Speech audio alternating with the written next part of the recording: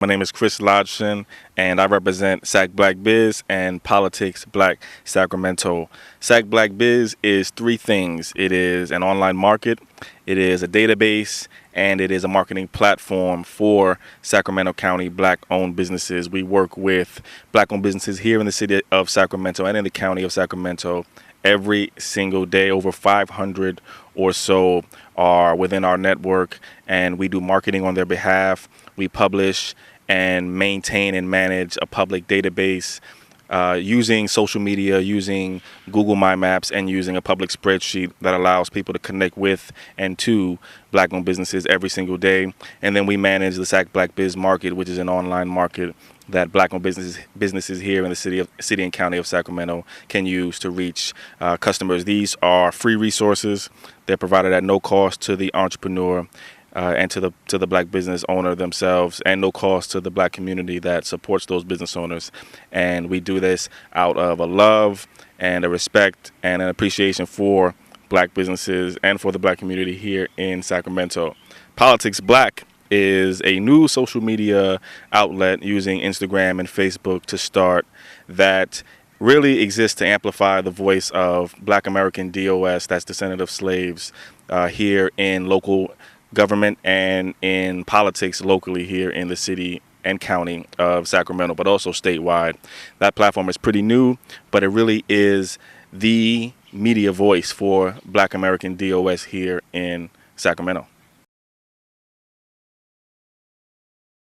According to this pamphlet that I have in my hand, it says Measure U will ensure that we can protect and enhance essential city services, including 911 emergency response, fire protection, and neighborhood community policing, while addressing affordable housing and homelessness, and also investing in job creation, youth, parks, and libraries.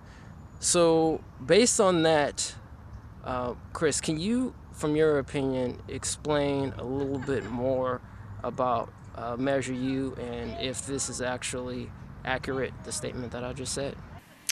Sure. So what you just read is a piece of well-funded propaganda, actually. That is a piece of well-funded city and nonprofit sponsored and union sponsored propaganda. None of that's true. But let me talk a little bit about what Measure U is, and then a little bit about what Measure U will do, the new Measure U. So originally in 2012, the voters of Sacramento approved what they were sold would be a temporary sales tax increase that would go to fund a lot of the core services that the city either did cut or did not want to cut, right on the back of the Great Recession. So, as the Great Recession went on here in the city of Sacramento, services were cut and the city needed more revenue, it said. And so the voters, believing the city, voted to approve what they were told was a temporary sales tax increase. Since then, and that temporary tax increase is due to expire in March of 2019. Earlier this year, in the summer of 2018, the city of Sacramento put on the ballot for this November 2018 a making permanent of that old sales tax increase, which they said was going to be temporary. And then they added, in addition to the old sales tax increase, they added another half-cent sales tax increase on top of it. And that's what they're calling Measure U right now. So let's talk about what Measure U did, the old Measure U. Most of that money went to police and fire. Some of it went to parks and libraries. Sales taxes, we know from almost every source, including the people who put out that piece of propaganda, sales taxes overburden the poorest, hardest working people the most. No one disagrees with that. The new Measure U, the one that we're going to vote on here in a couple of weeks, and actually that people are already starting to vote on, the new Measure U not only makes those sales tax increases permanent, it actually adds to the sales tax increase. So what that means is the poorest, the most working hardest, the most working class people here in Sacramento, largely Black Sacramento, is going to have their cost of living go up here in a couple weeks if we approve this measure. The city is, as you read, talking about all the things that they can do with this new money. All while, of course, they admit that this will hurt the poorest people the most. But they're talking about all the things that they can do with this new money, like invest in affordable housing, like you just read, and do all this other stuff. Well, the city has a math problem because the city was advised by CalPERS, which is the big public union here, that we can expect to pay another $62 million in money to CalPERS. So let's do some math. What we estimate this measure would raise is about $100 million. $50 million of that money, of that $100 million, will go to what's already in, what already needs to be paid for.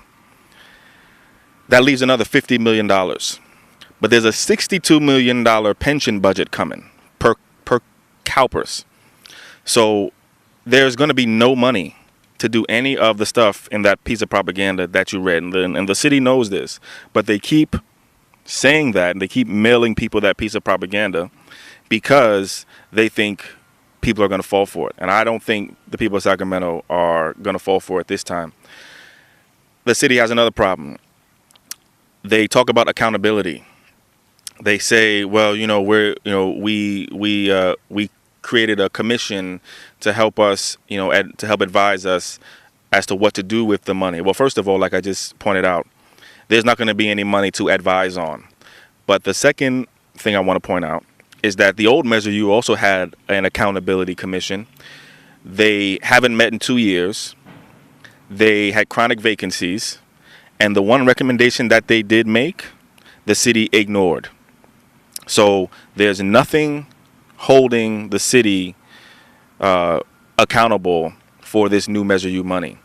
This money is a general fund tax, which means it can basically be used for whatever the city wants it to be used for. And like I said, CalPERS has advised the city that there's a legal bill, not something that you can not pay, a legal bill of plus $62 million coming.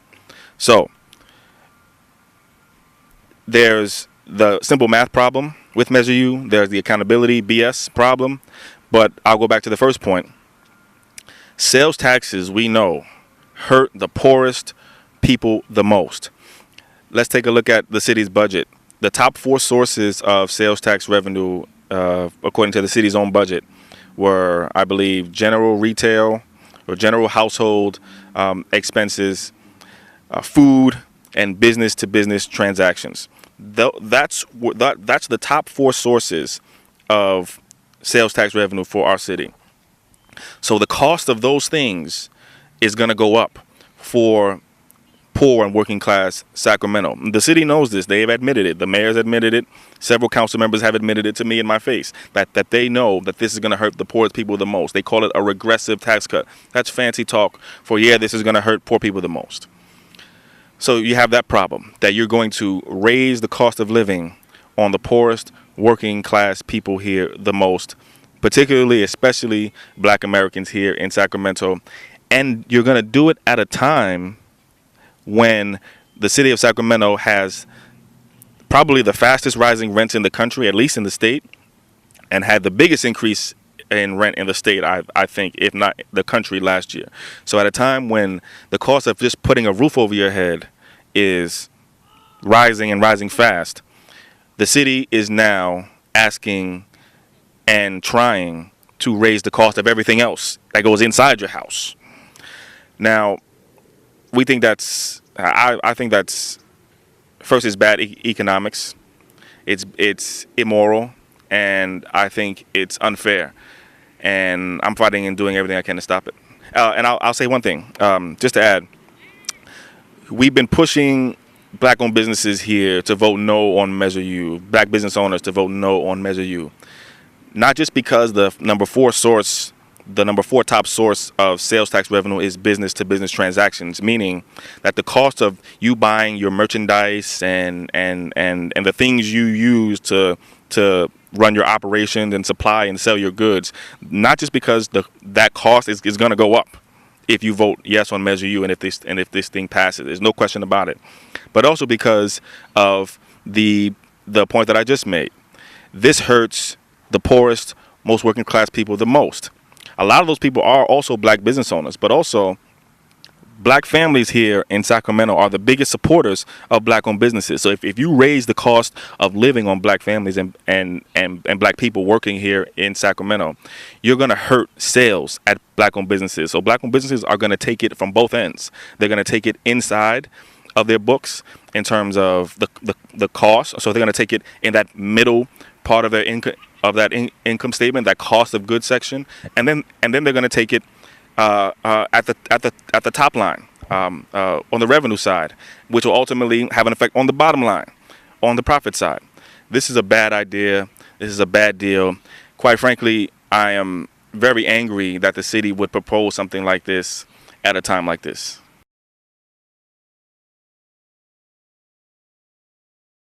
So there is, I don't know if this is a movement or organization, but according to this flyer, they're called Build Black. And they say that this is a movement, not a moment. Do you think that, according to your opinion, that organizations or quote-unquote movements like this, it's a contradiction to say that you're a black organization, but then you're actually voting for this measure? I do. So I don't know if Build Black is an actual organization or if it's a group of organizations. I think, and there are black-run nonprofit organizations. For example, the Greater Sacramento Urban League. I think maybe one or two others that are supporting this Measure U, in addition to the Build Black coalition or movement.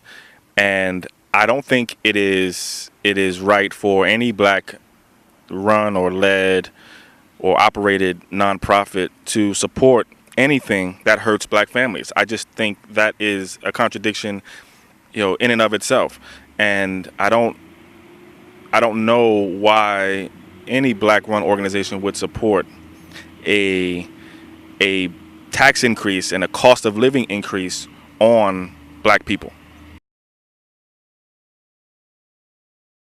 In this particular section, it says invest in around commercial corridors like Stockton Boulevard, Franklin Boulevard, Del Paso Boulevard, Florin Boulevard, and Broadway.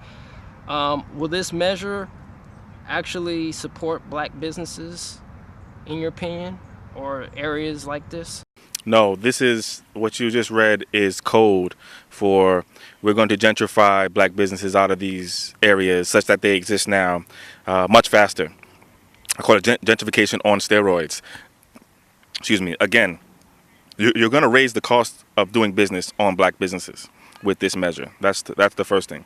Two, you're going to raise the cost of living on black families with this measure. That's the second thing. So that right there is going to tell you that this is going to hurt black-owned businesses. But anytime we get this talk about we're going to use this money to redevelop these areas, that's code word for what James Baldwin called Negro removal. Okay? That's what this is. And that is what you just read. You can reach me at SacBlackBiz. That's at SACBLACKBIZ on Facebook. It's at SacBlackBiz on Instagram as well. You can reach me by email at c.lodgson@gmail.com. And you can reach me at Politics Black Sacramento, at Politics Black Sacramento on Facebook and on YouTube as well.